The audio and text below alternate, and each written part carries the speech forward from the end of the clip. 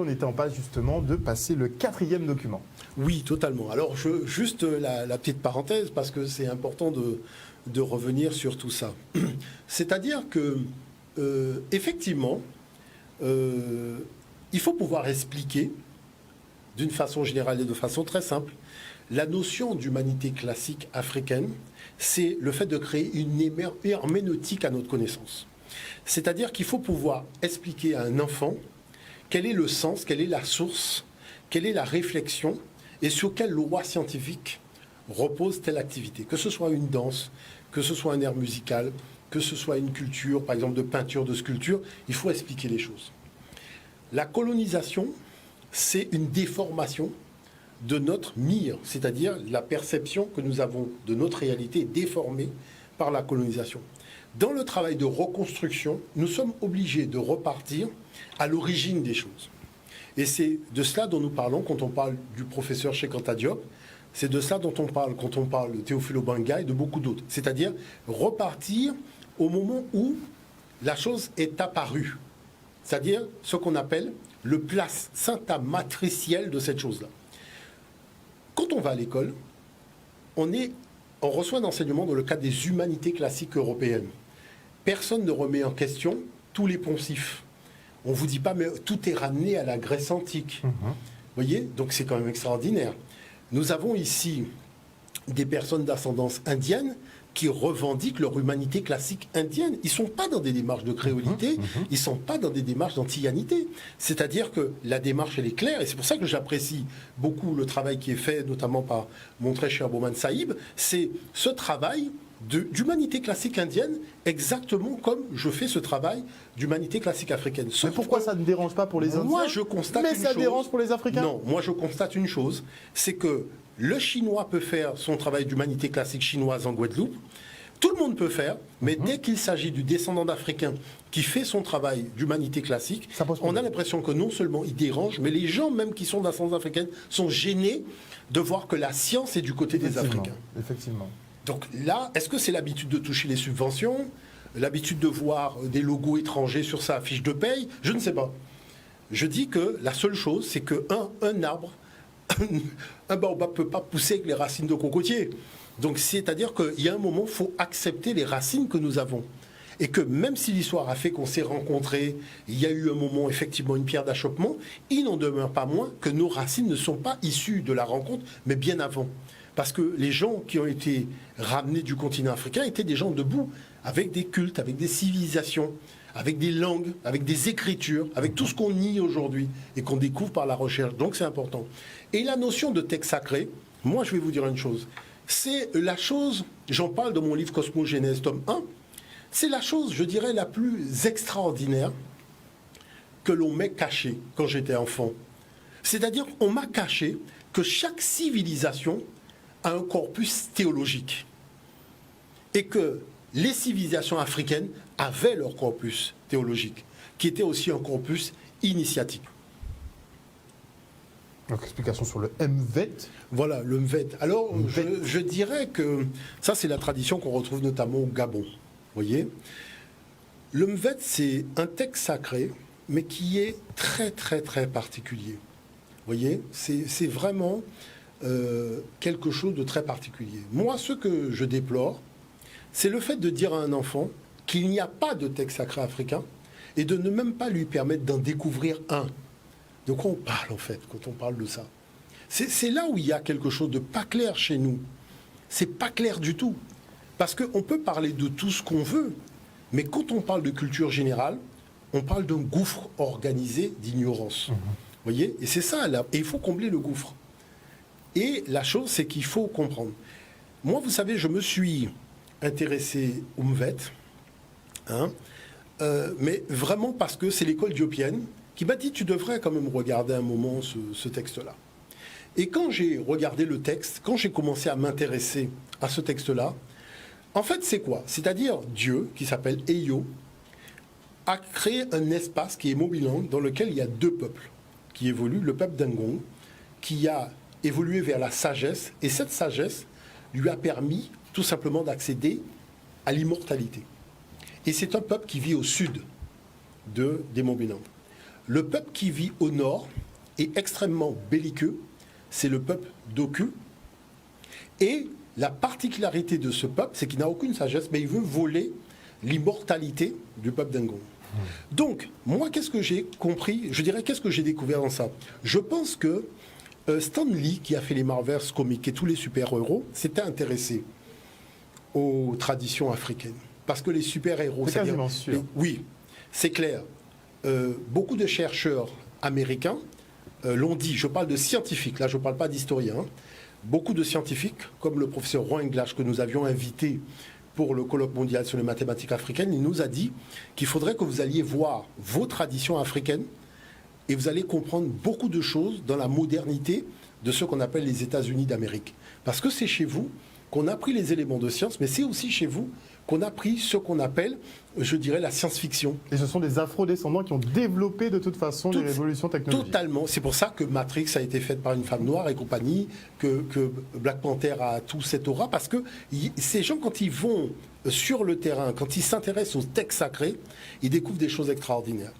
D'autre part, il y a ce qu'on appelle l'alchimie en Occident, qui est la transformation des métaux et la loi, donc des cristaux et des métaux. Cette alchimie, elle est le fond du Mvet, parce que, en fait, il faut savoir transformer les métaux, sortir de l'acier, extraire le fer, extraire le cuivre, transformer ces métaux, avoir le métal à l'état de chaleur, voir. Donc, il y a tout un enseignement, effectivement, comme il dit, dans tous les domaines. Mais surtout, il y a une chose que j'ai compris à la fin du livre. En fait, Eyo, il est en train de dire à celui qui lit qu'il a en lui les deux peuples.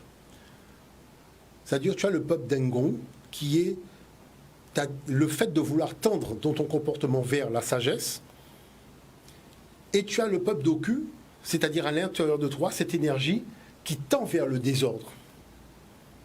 Et que tu dois connaître maintenant la loi qui te permettra de tout simplement de faire en sorte que la sagesse et l'ordre l'emportent sur le désordre. Et ça, on le comprend à la fin. Parce que toutes les histoires, en fait, quand vous regardez, ce sont des tensions qui naissent des péchés capitaux, des choses comme ça que le texte sacré a traduit en fait en personnage. La jalousie sera un personnage, enfin vraiment, et on se rend compte qu'en fait on ne parle, un mot bilingue se trouve à l'intérieur des êtres humains. Voilà la réalité. Et on vous donne un tableau de bord pour savoir à qui vous avez affaire. Bon, est-ce que Oku c'est des blancs et Ngong c'est des noirs? Non, ce sont que des noirs, puisque nous sommes en Afrique. Mais il y a la notion du rapport des points cardinaux qui est quand même important. Mais je vais vous montrer quelque chose. Je vais vous lire l'introduction du texte sacré du Mvet. Et vous allez voir quelque chose de très surprenant. Regardez ça. Au commencement, Eyo, donc Dieu, était le seul à être. Il était seul et la vie et la lumière étaient en lui. Tout autour de lui, c'était que le néant. Il n'y avait pas de temps, tam, ni d'espace, lamé, ni de matière, dengbum. Il était seul. Et seul, mais il était. Il était hors de tam, hors de lamé, hors de mengdum. Tout se réduisait à lui. Alors il se mit à réfléchir. Et Yo pensa et trouva le mot vie. Et Yo était en fait le seul à vivre, le seul à être. Il se dit alors, et si j'élargissais la vie jusqu'à maintenant, je ne vois qu'en moi-même, c'est très beau, certes, je jouis de la vie, mais je vais élargir la vie hors de moi, quoique rien ne peut être hors de moi, puisque je suis toute vie. Mais je vais néanmoins élargir la vie, autrement dit, je vais m'étendre. Vous savez, quand vous lisez ça, il y a une chose qu'il faut comprendre. Nous parlons de la relativité d'Einstein. Et je vais vous expliquer une chose. Le physicien Hermann Weyl a écrit un livre, Temps, espace, matière, leçon sur la théorie de la relativité. Vous avez vu que temps, tam, espace, lamé, matière, mengdung. Ça veut dire quoi? En fait, là, nous sommes dans ce que les astrophysiciens appellent le temps de Planck. C'est-à-dire à 10 puissance moins 43 secondes après le Big Bang, personne ne sait ce qui s'est passé. Pourquoi? Parce que le temps, l'espace et la matière n'existaient pas. Tout était encore fusionné. Et tout était réduit dans un noyau de 10 puissance 33 cm qu'on appelle le noyau du Big Bang. Et que beaucoup de traditions africaines connaissent très bien. En Égypte, c'est le Noun. Chez les Dogons, c'est la graine. Donc on voit que cette notion-là, elle est connue. Et lorsque le Créateur prend la décision de s'élargir, c'est cette explosion dont il s'agit. C'est-à-dire, il prend la décision de s'élargir parce qu'on vous dit à l'intérieur de lui est lumière. Voyez ? Et il est vibration parce que qu'est-ce qu'il existait à cette époque ? La notion de particules, voyez, et d'antiparticules. Donc, c'est-à-dire la vision première était là avec le désir et l'objectif. À partir du moment où il y avait le désir et l'objectif et qu'il y avait suffisamment d'énergie pour créer et engendrer le temps, la matière, les choses se sont passées. Donc, comment vous faites pour expliquer ? Parce que moi, je vais vous dire une chose. Moi, ce que je constate dans toute cette affaire-là, parce que vous savez que dans le test chrétien, c'est du grand n'importe quoi. Le soleil apparaît le 4e jour, le premier jour on vous dit la lumière soit. Enfin, on est dans du grand n'importe quoi. On voit que le gars qui a écrit ça n'y connaissait rien. C'est pas bien ficelé tout ça. Non, le gars n'y connaissait rien, il faut être honnête. On était dans les histoires de le soleil, c'est le soleil qui tourne autour de la Terre. Enfin bon, vous voyez que tout ça en fait ne retrace que le niveau de connaissance de l'époque. Moi, je vais vous dire une chose. Nous, dans notre tradition, qui est celle d'être kamite, nous respectons toutes les traditions, mais on n'accepte pas qu'on vienne nous raconter des histoires d'Aubéon debout sur nos ancêtres.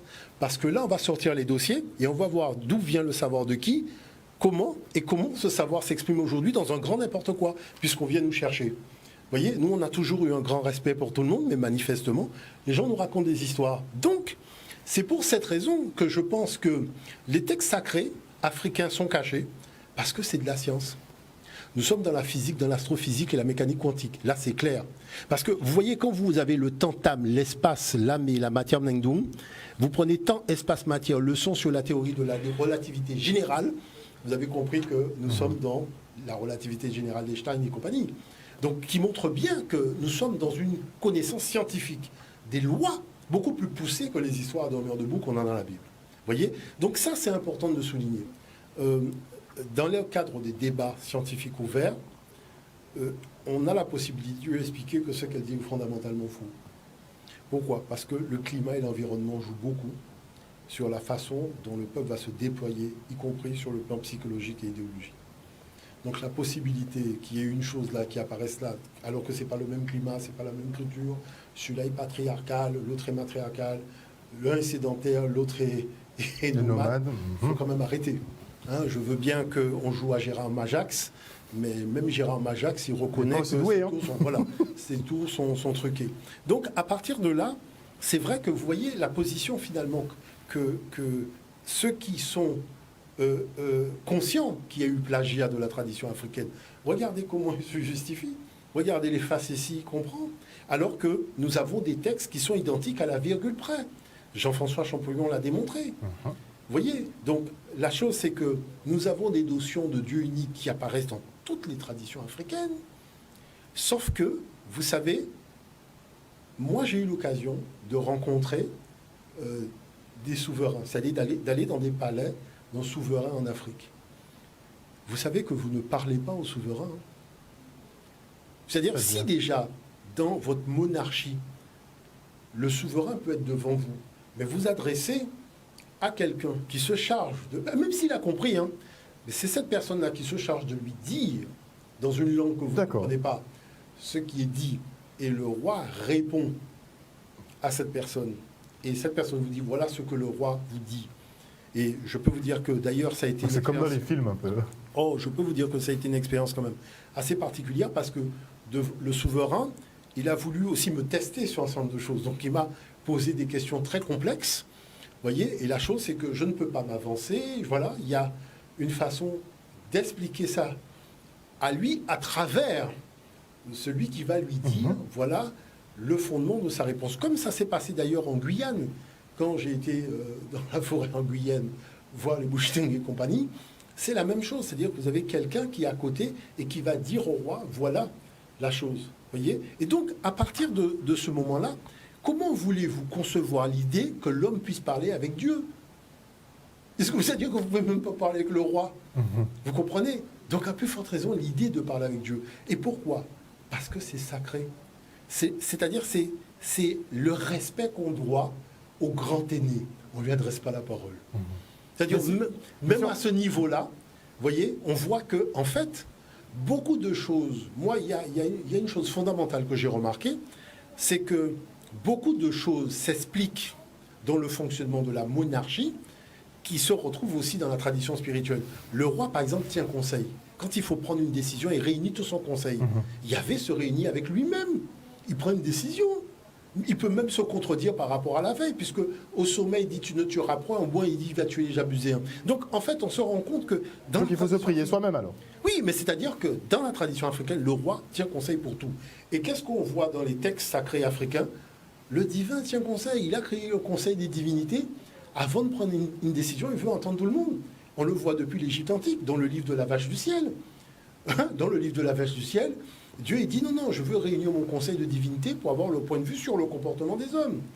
Donc on voit qu'il y a la démocratie dans le fonctionnement de l'au-delà. Vous voyez? Donc à partir de là, comment voulez-vous élaborer des textes sacrés de l'homme qui va discuter? Tu es qui pour aller parler avec Dieu? Tu es une parcelle, lui c'est la totalité, et tu vas à quel titre? Et le cheval, et l'oiseau, et le truc. Pourquoi tu te places supérieur à tout ce qu'il a créé? Ah, mais de nos jours, M. Motondi, il y a beaucoup de prêcheurs, de prêtres qui ont le WhatsApp visiblement de Dieu. Hein. Oui, mais c'est-à-dire qu'en fait, il y a une absence de possibilité de parler de la théologie africaine et d'expliquer ses fondements. En tout cas, la chose, elle était là, simplement pour montrer que ce n'est pas un vide. En fait, c'est une expérience très profonde qui vous transcende quelque part, parce que vous découvrez en fait des réalités qui existent dans les domaines scientifiques, et que c'est tout simplement très bon, quoi. C'est fantastique. Alors moi, ce que je retiens, et vous me direz si je me trompe ou pas, c'est que concrètement, la spiritualité serait le rapport entre le monde visible et le monde invisible. Donc les interactions avec les énergies, avec les ondes. Parce que, comme disait le grand sage, ce qui est en haut est comme ce qui est en bas, c'est-à-dire ce qui est dans le monde invisible et comme ce qui est dans le monde visible, il faut cette harmonie.